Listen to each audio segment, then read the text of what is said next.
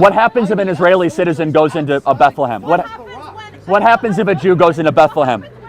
If a Muslim goes into Jerusalem, they can go to a mosque.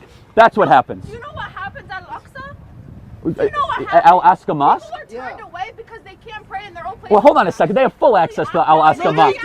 I was there myself. I was around 500 Muslims on the Al-Aqsa Mosque. Hold on a second. Jews' heads are cut off in Hebron if they go to Hebron. Jews and Israelis are not allowed in Palestinian Authority. Let's be honest. It's really about Israel being a Jewish state that Palestinians are upset with and want to destroy. Let's hear it from a student on campus who doesn't even realize it, how so obvious it is.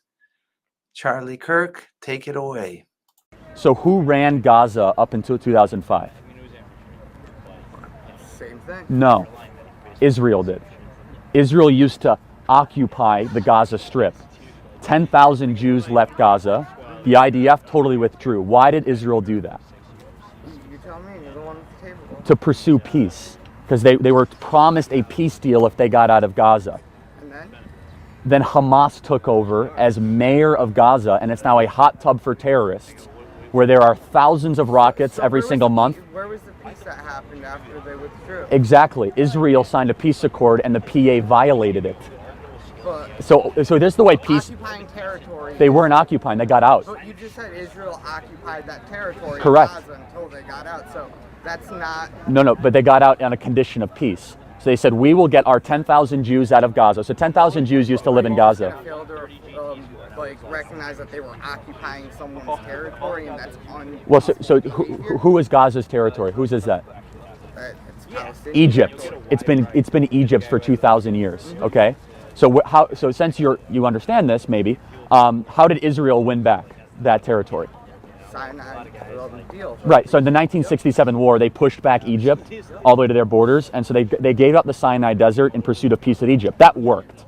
So then they kept the occupation of Gaza, which there's factories and rolling hills and vineyards, a lot of wealth there. There's 2 million people that live in Gaza, more or less. 10,000 Jews lived on the eastern skirt of Gaza. So in pursuit of peace, in the 2005 peace talks, Israel said, you know what? We want peace. As a condition, we'll get out if you guys have real peace with us. Stop launching rockets, stop building terror tunnels, stop killing our children, all these sorts of things. Are you pro-Hezbollah or? Can I ask you a question? Sure, happy to. What formal education do you have? Plenty. I mean, formal education. There's like a If you're going to argue from authority, that's a logical fallacy. Tell me why I'm wrong. Don't tell me how many degrees you have. Don't ask me to change the conversation. I'm actually, I would argue I'm more informed because I didn't go to college, and I've traveled the world, and I've met with world leaders, and I've read many books. So tell me, So oppressive to a lot of minorities that you've met around the world. how am I oppressive?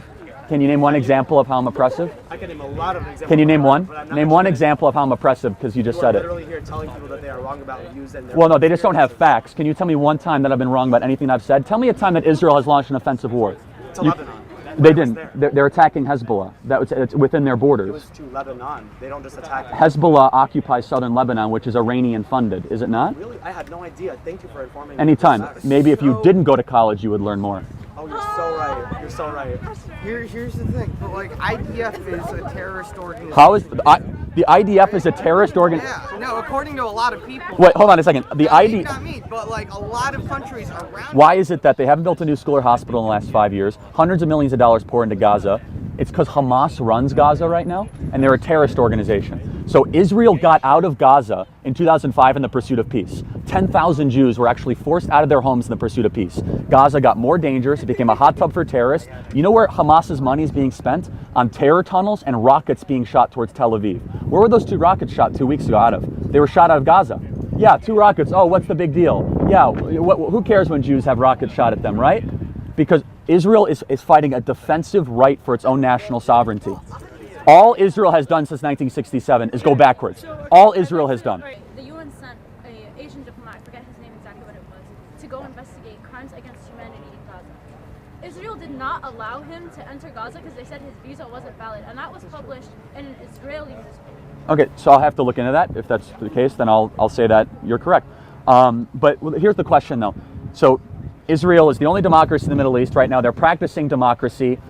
Muslims, Jews, and Christians. Israeli citizens vote in the upcoming elections then? Well, they can. Israeli can't. No, they can't. Hold on a second.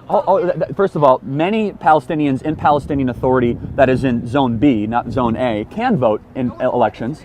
Secondly, here's the question: you want them to be able to vote both in PA elections and Israeli elections? Why hasn't the PA had an election in 12 years? Mahmoud Abbas is a dictator of the PA that uses the money and the aid that we give him to enrich himself. Mahmoud Abbas. Hold on a second. Hold on. A majority of Palestinians don't support the PA. That's Oh, hold on, but I thought he was democratically elected. So why don't you guys have students against the Palestinian Authority, not students against Israel? The Palestinian Authority. Palestinian Authority isn't holding guns against Palestinian children. Palestinian Authority was democratically elected 12 years ago. Mahmoud Abbas has not had any checks and measures against him. In Nablus, he lives in a 25,000 square foot mansion. Here's the bottom line: is that Arabs are better served under Israeli government than under the Palestinian Authority government. Arabs are. Dead, I'm sorry, what? when they're, Wait, I'm sorry, what? When they're in the ground dead, that's where a majority of Palestinians end up. What are you? A majority of Palestinians end up dead? How dare you say something like that? There's 15.5 million people that live in the Palestinian Authority. Half of them end up dead? So you're trying to tell me that 7.5 million Palestinians have been killed? Is that what you're trying to say? 7.5 million live in the. I've never seen that number. Well, it's actually 15.5 million is if you count the PA and Israel together. You're right. It's more 6 million in Palestinian Authority, 9.5 million in Israel proper. So it's about 15 combined. So 6 million. So you're trying to tell me 3 million people have been killed? 3 million people have been killed by the IDF? That's not even close to being true. So let me ask. Listen to me. There's a difference between Zionism and anti-Semitism. Then build it out for me. Because you don't support the state of Israel doesn't mean. So let me get this straight. You don't hate Jews. You just hate the Jews' right to exist in their homeland. You're not even Jewish. You can't speak for people. Okay. Wait, hold on a second. You're not black. You want me to exist. Right? Yeah, exactly. So that's one of the worst identity politics argument. Just because I'm not something, it doesn't make me wrong. The issue is that you don't have It's an argument apartheid state of Israel. that's not in line with conservative politics. How so? Because there is no separation of church and state. Let me ask you a question. Why can Christians freely practice their religion in Israel, but Jews can't freely practice their religion in the Palestinian Authority? How are Jews not practicing it? when you have What happens if an Israeli citizen goes into a Bethlehem? What happens if a Jew goes into Bethlehem? If a Muslim goes into Jerusalem, they can go to a mosque. That's what happens. You know what happens at Al-Aqsa? You know what happens? Al-Aqsa Mosque? People are turned away because they can't pray in their own place. Well, hold on a second. They have full access to Al-Aqsa Mosque. I was there myself. I was around 500 Muslims on the Al-Aqsa Mosque. Hold on a second. Jews' heads are cut off in Hebron if they go to Hebron. Jews and Israelis are not allowed in Palestinian Authority. I was just in Hebron. I was just So I was in Hebron 3 weeks ago. You know what happened? If a Jew goes to Hebron, their head will get cut off. Okay, so Jews are not allowed in the Temple Mount. You do know that, right? No, I'm saying Palestinians, Muslims going into Al-Aqsa. Right. So Yes. it's very hotly debated. No, actually, when No, I it was is. there, I was praying at Al-Aqsa, and I saw IDF soldiers coming in while I was praying. Did they stop you? Did they stop you from praying? They throw like tear gas. No, they don't. Not the Al-Aqsa Mosque. Did they stop you from praying? I shouldn't be in fear while But they don't do what you say they're doing. I'm just telling you, it's not true. Did they? But I don't think you're representing I reality. was literally there. So let me ask you a question. You- She wasn't there, that wasn't happening, but she understood that it was happening in other times around that moment. When I I've was there, you should not be able to prove your religion. You should be able, if a Muslim okay. wants That's to- a really interesting point. So Jews should be allowed on the Temple Mount because the Muslims don't allow them on the Temple Mount right now.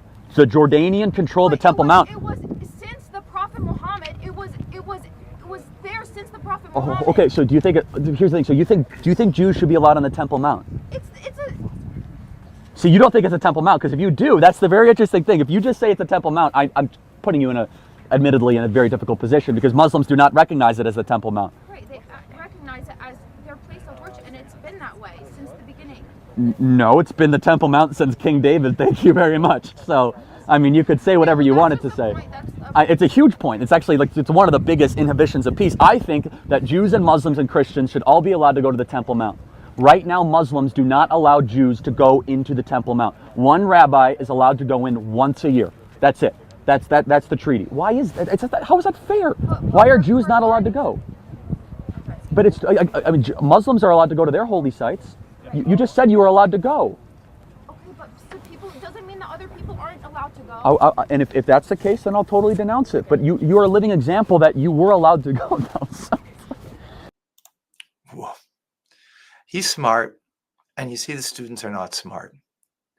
They have very strong emotions about something. Where those strong emotions come from is questionable. If it's coming from a good place, I would suggest it's not. I think that's pretty obvious. But he makes a strong argument. 35 generations ago, King David was there and others were there, and it's our land.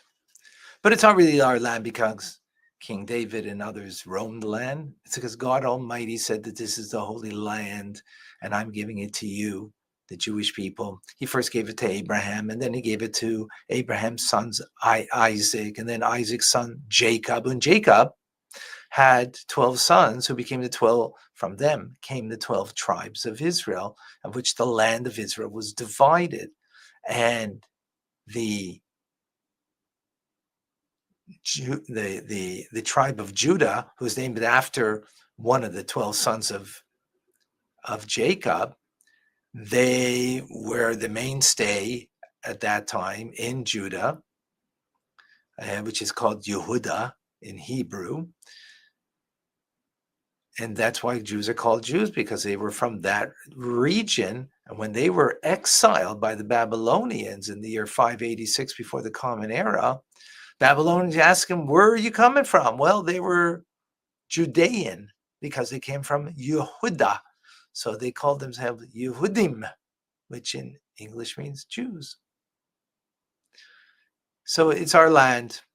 God gave it to us, and we've been there for a long time, and we're going to be there for even a longer time.